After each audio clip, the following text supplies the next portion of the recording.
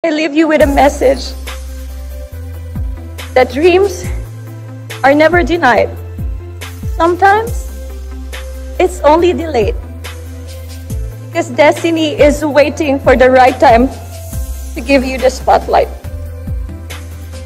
Mahal kong Pilipinas, maraming salamat. Naway, nabigay ko ang dangal sa bansang Pilipinas. Once again, I'm your first ever Filipina to wear the golden crown. And let me reintroduce myself. I am Christine Julian Hinkle Opiaza from the Philippines. Forever, your Miss Grand International 2024.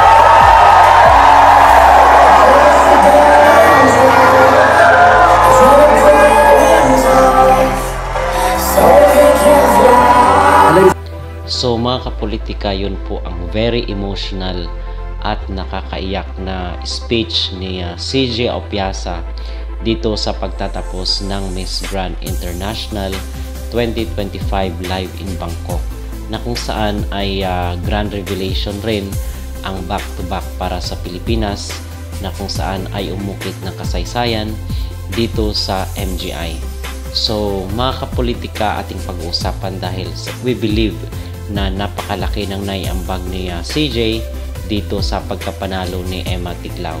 Pero bago ang lahat ay huwag kalimutang mag-like at mag-subscribe na rin kayo para updated kayo sa ating mga latest issue. At masasabi natin na grabe ang legacy ng nag-iisang CJ Opiaza dito sa Miss Grand. Dahil unang-una mga kapolitika, siya ang talagang nagkaroon ng reconciliation sa time niya after doon sa nangyari sa 2023. So ngayon ay malaki ang niambag ni CJ dahil nga doon sa naghilom ng mga sugat ni Mr. Nawat at sa pagitan ng mga Filipino citizen na kung saan ay sumusuporta doon sa mga ipinadala natin nitong mga nakarang taon dito sa kanyang pageant ng Miss Grand. So malaki talaga ang naging papel ni CJ, kung kaya ngayon ay very smooth na lang yung process para dito sa pagkorona sa another Filipina Queen sa katauhan ni Emma Tiglao. So itong si CJ Opiaza, kung meron man akong hinangaan na na beauty queen talaga, ay walang iba kundi si CJ Opiaza, kasi napaka-humble niya mga kapolitika at makikita mo talaga yung kanyang authenticity. Okay, sabihin natin nandyan sila Pia Wurtzbach, sila Catriona Gray, pero mas sumahanga ako dito kay CJ Opiaza dahil sa kanyang kababaang loob. Mararamdaman mo talaga sa kanya yung pagiging humility ng isang tao. At yun ang rason kung bakit tayo believe na believe dito kay CJ Opiaza. And we believe, we feel mga kapolitika na gusto niya pang magtrabaho dito sa Miss Grand, but her reign is over.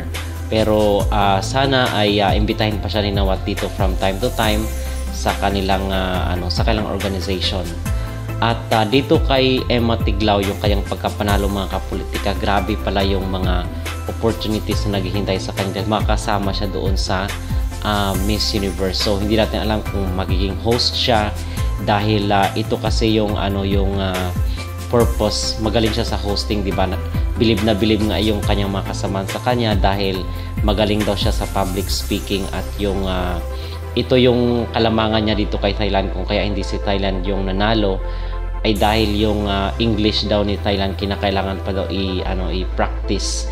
Kailangan pa daw mag-aral ng English itong si Thailand dahil hindi magagamit ni Nawat sa mga hosting mga kapolitika, which is kinakailangan nga dito sa mga hosting. At yung isa rin sa kinatutuwa natin, kahit yung sariling bansa ni Nawat is wala pa talagang corona dito sa Miss Grand.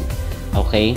So, yun mga kapolitika, at tayo nagpapasalamat dito sa MGI organization dahil dalawang reyna ang inalagaan ng MGI, itong si CJ Opiaza at itong si Emma Tiglao na magtatrabaho na sa organization. So, ano po ang inyong magreaksyon dito sa legacy na iniwan ni CJ Opiaza? Kayo po ba ay naniniwala mga kapolitika na malaki ang naiambag ni CJ dito sa pagkapanalo rin ni Emma Tiglao? mag-comment down below at huwag kalimutang mag-like at mag-subscribe na rin kayo para updated kayo sa ating mga latest issue.